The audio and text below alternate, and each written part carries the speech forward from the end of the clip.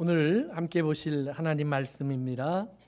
마가복음 6장 30절부터 34절까지 5절의 말씀 우리 함께 봉독하겠습니다.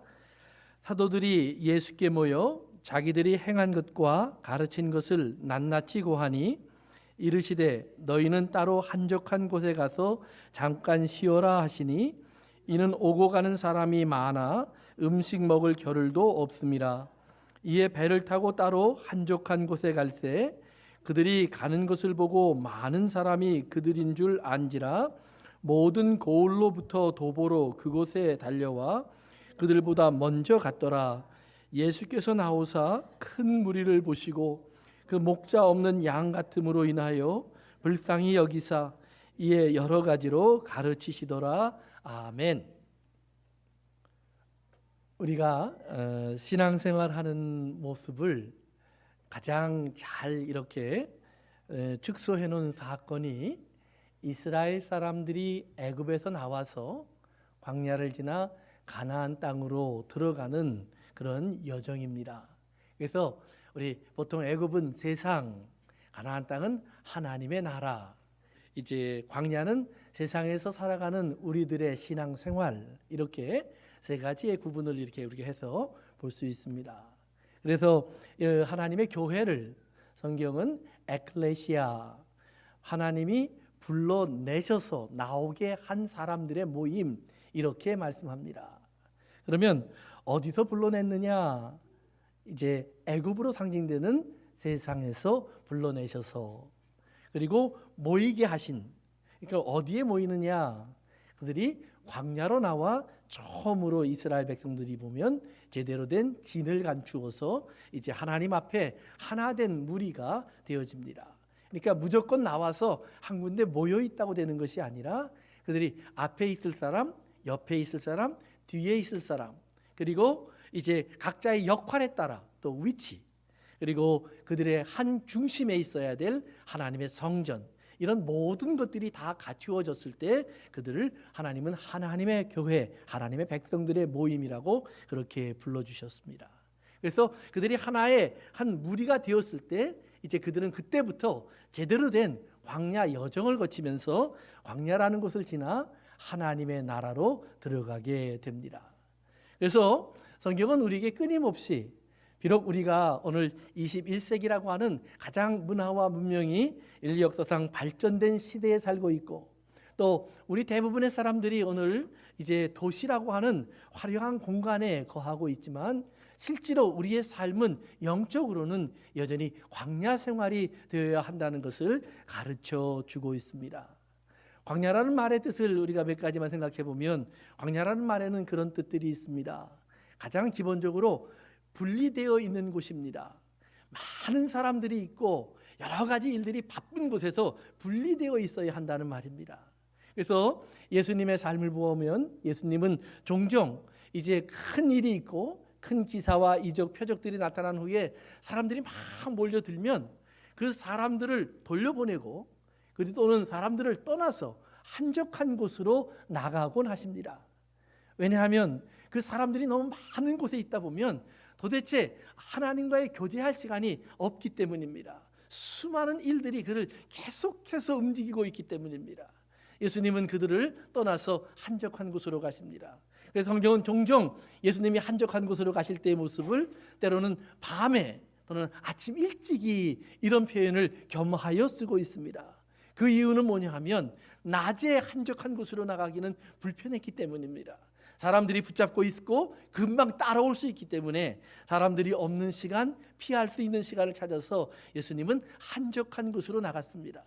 그 한적한 곳은 이제 그러기 때문에 조용히 예수님은 하나님과 1대1로 대면할 수 있었고 하나님의 음성을 들을 수 있는 곳입니다.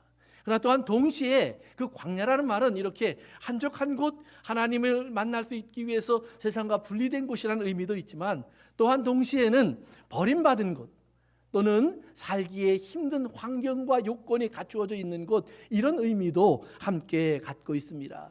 그래서 이스라엘에 보면 양을 키우는 사람들이 양들을 키우는 주된 장소가 사실은 어떤 초장이나 좋은 목축지가 있는 것이 아니라 광야입니다.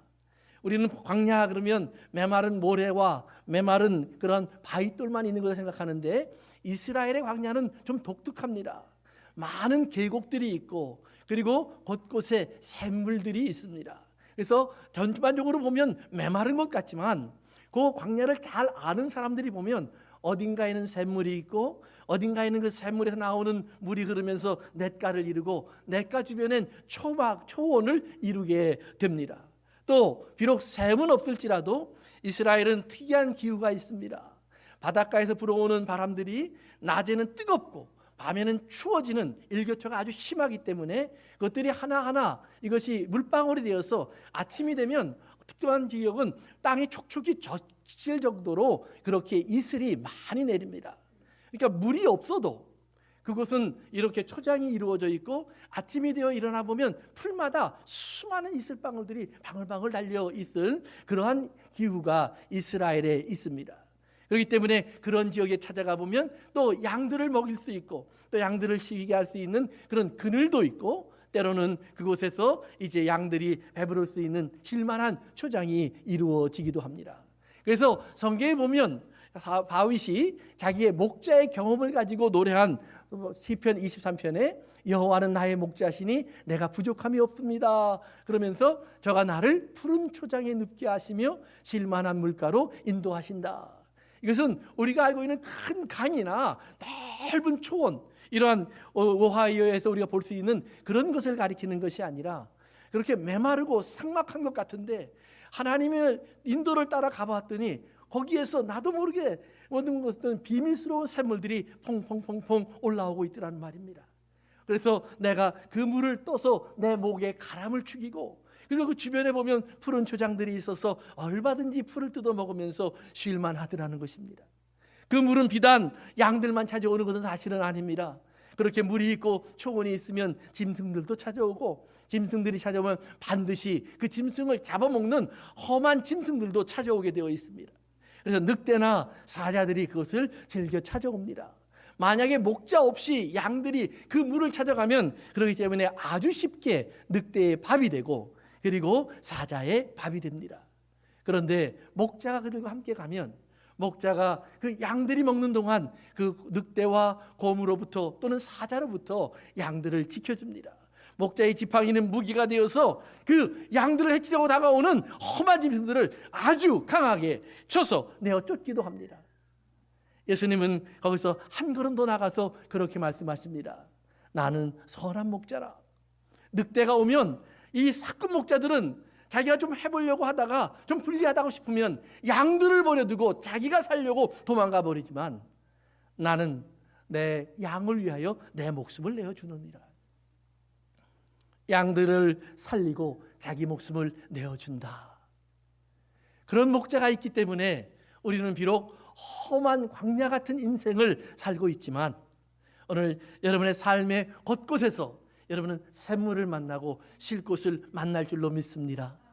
그 샘물과 쉴 곳을 만날 때마다 여기에 물이 있구나, 여기 쉼이 있구나, 여기에서 그늘이 있어서 오늘은 단잠을 자겠구나, 거기에서 멈추지 말고 그 단잠을 잘 수 있는 그늘을 만들기 위해서 내가 마실 수 있는 샘을 지키려고 목숨을 내어주신 예수 그리스도의 십자가의 사랑을 잊지 않기를 바랍니다. 예수 그리스도의 십자가의 사랑이 거기에 다 스며 있기에 우리의 인생의 하루하루가 하나님의 은혜 가운데에서 보호되고 붙잡힌 바 되어서 이끌려 간다는 말입니다. 이 세상에 그저 버림받아 이 세상에 살다가 땅으로 돌아가 버리는 그런 인생이 아니라 하나님께서 광야 같은 인생을 내가 하루 살고 이틀 살고 목자를 따라가다 보면 어느 날 내 앞에 요단강이 있고 요단강 건너편에 하나님의 언약의 땅이 보이고 그 언약의 땅으로 들어가 보면 나를 위하여 예비하신 하나님의 집이 있을 줄로 믿습니다. 사랑하는 성도 여러분, 우리는 종종 신앙생활을 하면서 하나님께 그런 불평을 합니다. 하나님 참 힘듭니다. 참 어렵습니다. 세상살이가 왜 이렇게 고단합니까? 내가 악하게 하려고 해서 고단이 찾아오면 그래도 이해가 되는데 나는 선하려고 수고하는데도 왜 이렇게 시련과 시험이 끊이지 않습니까? 사랑하는 성도 여러분, 오늘 우리가 살고 있는 이 세상의 본능입니다. 이 세상의 속성입니다. 세상은 우리를 자꾸 육체로만 다루려고 합니다. 육체로 다룬다는 말은 뭐냐면 끊임없이 우리 안에 있는 정욕과 탐욕을 자극한다라는 말입니다. 아담과 하와가 에덴 동산에서 처음 범죄할 때 사단이 보여준 것이 뭐냐 하면 참 보기 좋은 것, 먹기 좋은 것, 먹고 보면 내가 배부르게 될 것 같고 내가 잘 될 것 같고 똑똑해질 것 같고 성공할 것 같은 그런 것들이 너무나 많이 있다는 말입니다. 그 많은 것 앞에서 하나님은 말씀하십니다. 너희가 그거 먹지 말고 생명 주는 실과를 먹어라. 그런데 불행한 것은 선악을 알게 하는 나무의 탐스러운 것은 보이는데 우리에게 생명을 주는 하나님의 생명나무의 그 향기와 그 아름다운 열매는 보이지 않습니다. 성경 공부를 통해서 제가 몇 번 여러분들에게 말씀을 드렸던 것처럼 생명나무는 결론적으로 말하면 예수님의 십자가입니다. 십자가에 달려있는 예수님의 모습입니다. 한번 상상해 보십시오. 죄 없는 예수님이 매를 맞고 창에 찔리고 가시면류관 쓰고 채찍에 찢긴 몸을 가지고 십자가에 매달려 죽어가고 있습니다.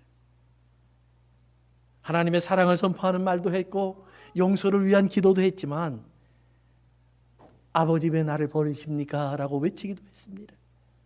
그리고 숨이 넘어갑니다. 그 예수님을 바라보던 대부분의 사람들이 다 실망해서 돌아갑니다. 무언가 일어날 줄 알았습니다. 저가 외치고 부르짖을 때 죽은 사람을 살렸던 예수님, 병든 자를 고쳤던 예수님, 바다 위를 걸었던 예수님, 5천 명을 물고기 그리고 떡 몇 가지로 다 배부르게 먹게 하고 12광주리를 남겨주셨던 예수님, 너무나 많은 예수님에 대한 이야기가 그들로 하여금 예수님을 바라보며 기대하게 했습니다. 우리가 원했던 놀라운 일이 일어날 거야. 하나도 일어나지 않았습니다. 오히려 죄인처럼 죽으셨고 그의 시신은 니고데모와 아리마대 사람 요셉의 손에 의해서 한 무덤에 장사 지내졌습니다. 무덤 문은 닫혔고 로마 군인들이 그 앞을 지킵니다. 빌라도는 인을 만들어서 그 문을 봉해버렸습니다. 아무것도 없습니다. 생명나무는 이렇게 허전하게 보이고 허무하게 보인다는 말입니다. 여러분이 예수님을 믿는다고 해서 하나님이 우리 눈앞에 어떤 화려하고 멋지고 이 세상 사람들이 부러워할 만한 그런 것들로 우리를 입혀주지 않으셨다라는 말입니다. 저는 처음 복음을 전할 때 참 많은 기적을 보았습니다. 1985년 7월에 목회를 처음 시작했는데 말씀을 전하면서 사람들이 울고 회개하고 성령님의 세례를 받고 그리고 병이 낫고 귀신이 쫓겨가고 내 눈앞에 얼마나 화려하고 멋진 일들이 일어나는지 모릅니다. 사람들이 소문을 내주었습니다. 성공하는 목사가 있다고요. 성공인 줄 알았습니다. 어느 날 제가 다시 눈을 한번 떴습니다. 그 모든 것은 다 헛된 것입니다. 사람은 보이는데 예수님이 보이지 않고 성공의 화려함은 보이는데 예수님의 십자가는 내게 보이지 않습니다. 돈이 보이고 인기가 보이고 명예가 보입니다. 별을 할 때마다 일어나는 변화를 보면서 그래, 하나님이 내게 능력을 주셨구나. 나는 뭘 할 수 있구나. 그런데 제가 눈을 떠보니 거기에도 십자가는 없었습니다. 십자가를 안 지고 살아가는 길이 있었습니다. 십자가를 외면하고 살아가는 길이 있었습니다. 어느 날 그 모든 것을 다 잊어버렸습니다. 그리고 다시 사방을 살폈습니다. 사람들은 떠나갔고 찾아주던 사람들도 없습니다. 그런데 내 옆에 누가 계셨습니다. 사랑하는 성도 여러분, 화려함과 함께 우리에게 다가온 많은 것들은요, 어느 순간 우리를 놓고 가봐. 좋은 것, 사람들이 부러워하는 것과 내게 찾아왔던 많은 것들은 어느 순간 다른 사람이 가진 것과 비교되면서 초라해지게 됩니다. 그런데 내가 사람들에게 다 버림받고 혼자 남았을 때 내 옆에 계신 분은 예수님이에요. 그분은 날 버리지 않았어요. 나는 그분을 보지 못했고 알지 못했고 아니 관심도 없었고 매일같이 하나님 오늘 교회에 몇 명이 올까요? 어떤 기적이 일어날까요? 어떤 능력이 일어날까요? 어떤 교회에서 나를 불러줄까요? 이런 것에 관심을 갖고 살아가던 내 인생 앞에 외면당하고 버림받았던 예수님이 신기할 정도로 그 모든 상처를 갖고 나를 따라다니고 계셨어요. 그리고 내가 눈을 떠서 주님 난 혼자 남았네요 하니까, 주님 나는 버림받았네요 하니까, 버림받은 나를 아신다고, 그 마음을 아신다고, 그런 내 모습을 이해하신다고, 그런 나를 치료하신다고, 그런 나를 도우신다고, 그런 나를 일으켜주시는 주님이 내 옆에 계신 것을 만났습니다. 사랑하는 성도 여러분, 오늘 우리의 삶을 이 땅에 살아가면서 우리는 가끔 우리 앞에 있는 탐스러운 것 때문에 하나님께 매어 달리고 통곡합니다. 그 탐스러운 것을 먹기만 하면 될 것 같았어. 그 직장이, 그 학교가, 그 남자와 그 여자가, 그 건강이, 그 사람이, 그 재능이 내게 있기만 하면 될 것 같아서 하나님께 그것을 끊임없이 구합니다. 그러나 오늘 하나님은 내게 꼭 있어야 할 것, 무엇인 줄 아시는 줄로 믿습니다. 그리고 그 아시는 것을 하나님 이미 주신 줄로 믿으시길 주의 이름으로 축원합니다. 그 외 다른 것은 그 아시는 하나님이 주신 것을 깨달으면 내 손에 있는 모든 것과 내 삶에 있는 모든 환경과 내 삶에 있는 모든 조건은 하나님께 영광 돌릴 수 있는 위대한 이유가 됩니다.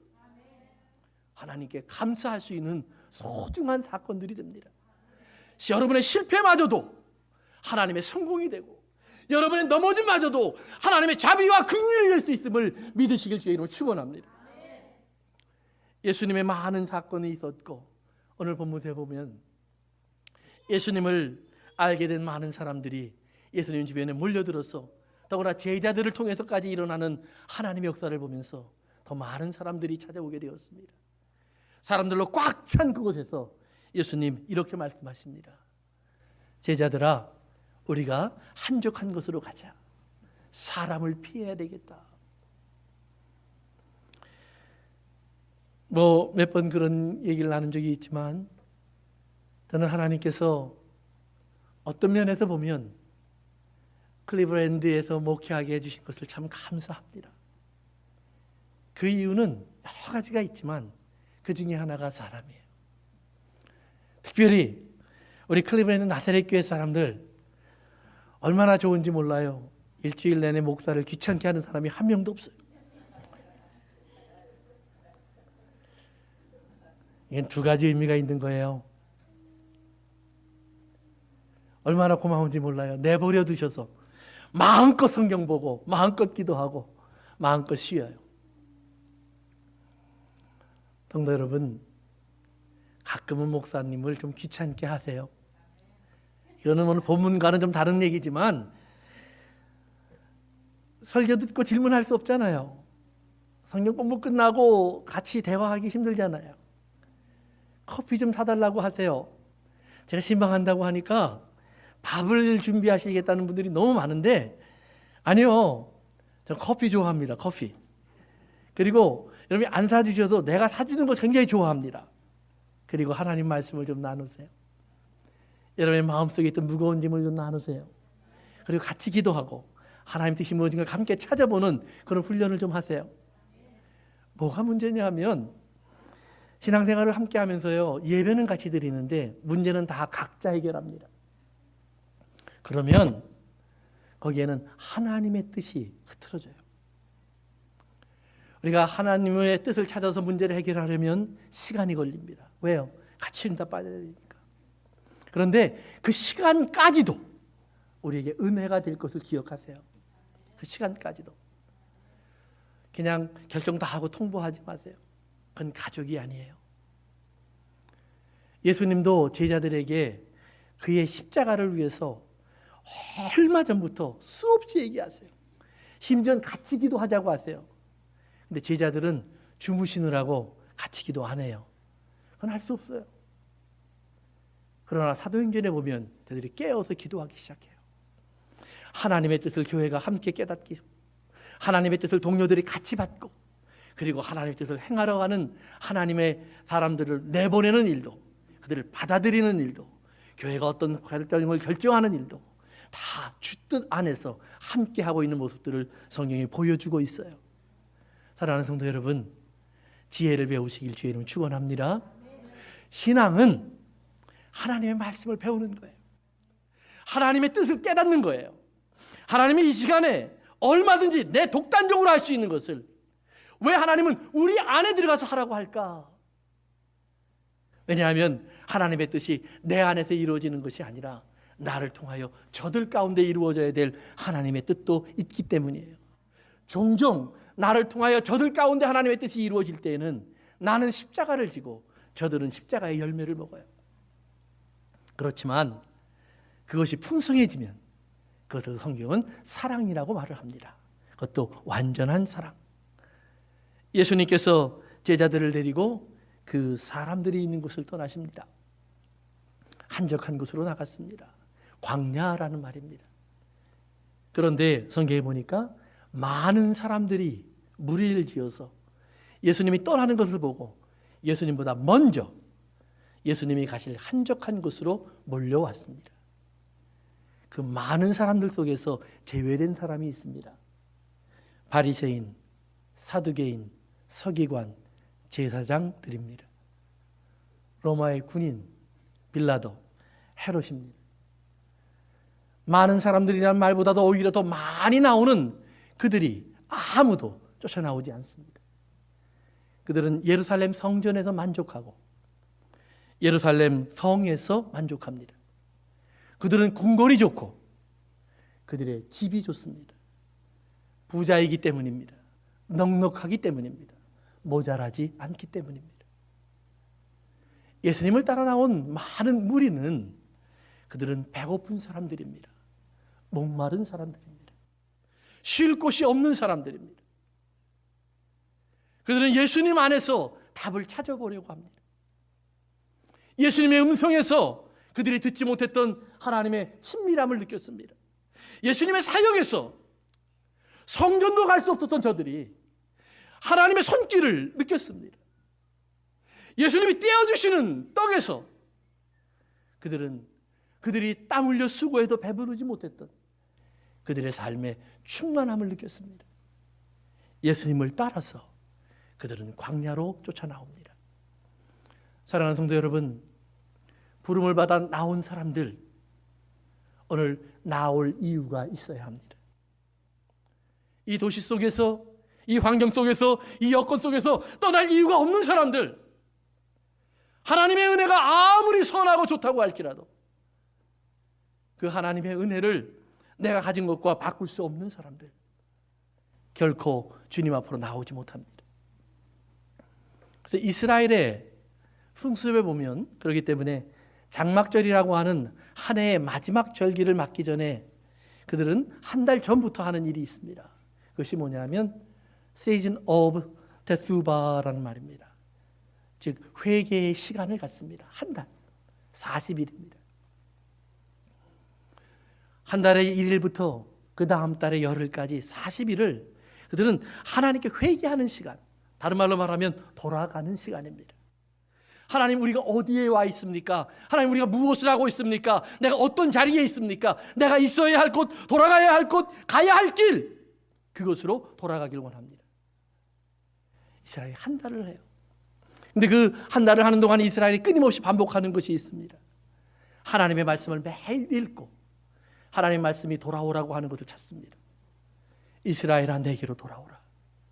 내 음성을 듣고 내게로 돌아오라. 부르시는 하나님의 음성을 매일 확인합니다. 두 번째로 자기들의 죄를 매일 확인합니다. 내가 누구에게가 허물이 있지 않은가, 누구에게인가 잘못이 있지 않은가 찾아가 회개하고 용서를 구합니다. 세 번째로 주변에 가난한 사람을 살핍니다. 여러분, 가난한 사람을 살피지 않은 것이 죄인 줄 아세요? 12월 31일 우리 밤에 마지막 예배를 드릴 때 제가 헌금하지 말고 가져온 헌금들 다 가난한 이웃들에게 찾아가서 전달하라고 했는데 하셨죠? 여러분, 가난한 사람을 돌보지 않는 것 죄악입니다. 성경에 예수님은 분명히 말씀합니다. 내가 온 것은 가난한 자에게 복음을 전하러 왔어요. 가난한 자를 돌본다는 말의 핵심은 돌봄입니다. 그저 단순하게 먹을 것 하나 주는 것이 아니에요.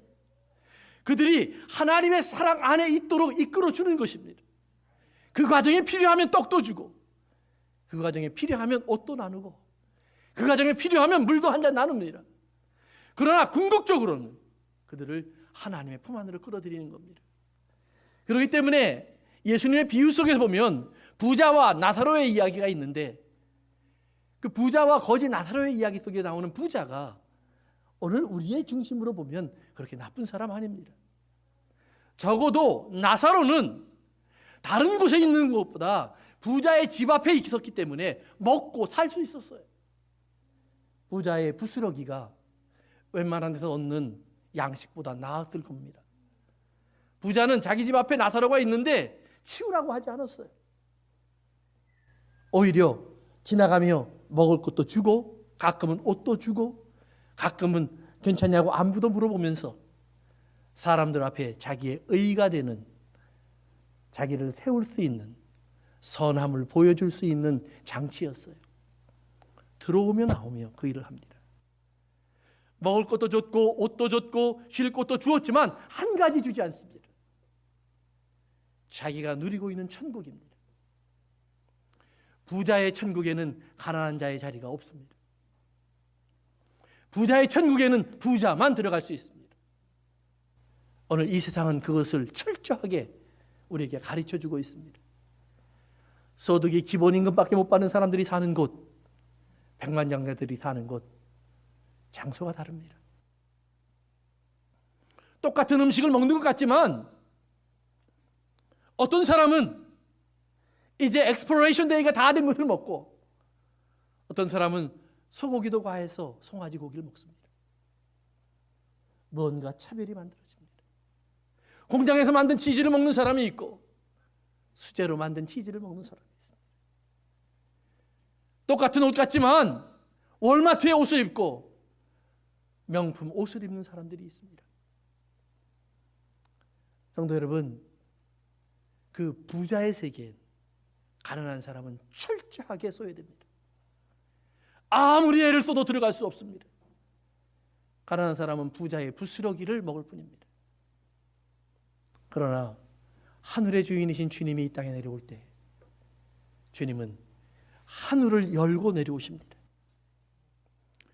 그가 가난한 자가 되어서 가난한 우리가 얼마든지 들어갈 수 있는 곳이 되어 옵니다.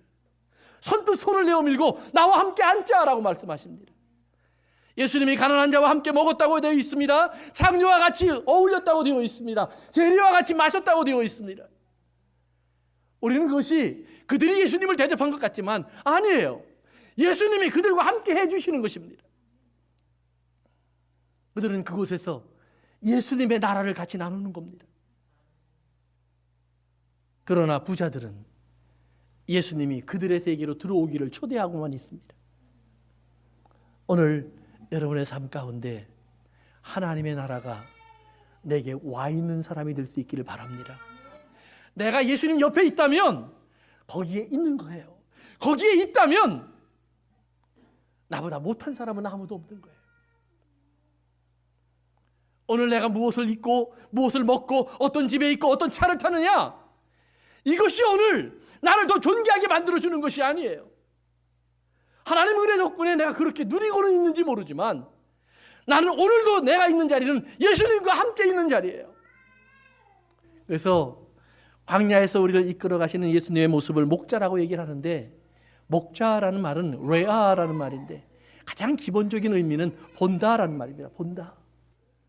보시기에 아시는 겁니다. 아시기에 채우시는 겁니다. 그래서 그 말에서 조금 더 나오면 목자라는 말에 숨은 뜻이 친구 그리고 동료라는 뜻입니다. Companion and friend. 예수님께서 우리에게 오셔서 이 광야 같은 세상을 함께 친구로 지나가신다라는 말이에요. 우리와 함께 걷는 자가 되어서 지나가신다. 왜 우리와 함께 걷는 자가 되어서 지나가시느냐? 우리는 길을 모르고 저는 길을 아시기 때문입니다. 우리는 넘어지면 일어날 줄 모르지만 저는 우리를 세워줄 수 있기 때문입니다. 어느 순간이 되면 사망 앞에 서게 되는데, 그 사망 앞에 설 때에 그 사망에서 우리를 건져주실 수 있는 분은 오직 우리의 친구 되신 주님밖에 없기 때문입니다. 친구를 위하여 목숨을 주시는 그 사랑을 갖고 있는 친구는 예수 그리스도 한 분이시기 때문이에요. 그분이 오늘 우리 광야 같은 세상에서 결국 우리가 맞닥뜨려야 되는 죽음이라는 문 앞에 섰을 때, 그것에 그분은 십자가라는 무거운 짐을 지고 그것에 엎드려 버립니다. 그리고 우리가 밟고 지나가게 하십니다. 밟고 지나가게 하십니다. 침을 뱉고 지나가게 하십니다. 창으로 찌르고 채찍으로 치고 지나가게 하십니다. 예수님을 지나가는 사람 치고 예수님을 잘 대접하고 기름발로 드리고 멋지게 해서 지나가는 사람 없습니다. 철저하게 부수고야 지나가는 겁니다. 그런데 우리 주님은 그 부서짐을 기뻐하십니다. 저가 자기의 고난을 기뻐하시며 자기의 수고한 것을 보고 만족하시도다. 예수님에게는 컴플레인이 없어요. 항상 충분하셨어요. 충만하셨어요. 가득하셨어요. 다 주었지만 주시는 기쁨이 그분을 채웠어요. 성도 여러분, 오늘 여러분의 인생을 지금 그 모습 속에서 채우실 수 있는 하나님의 은혜는 그러기에 예수님 안에만 있어요. 그 은혜가 나를 채우고 나면 사마리아 여인이 예수님 만나고 거룩한 왕비가 된 것 아닙니다. 창녀가 예수님 만나고 그의 과거가 지워진 것 아닙니다. 삭개오가 예수님 만나고 그가 갑자기 성경의 학자가 된 것도 아닙니다. 여전히 자기의 모습을 그대로 가지고 있지만 그들의 입에서 나오는 것이 달라졌어요. 남의 것을 착취해서라도 가져오던 삭개오가 주겠다는 말을 합니다.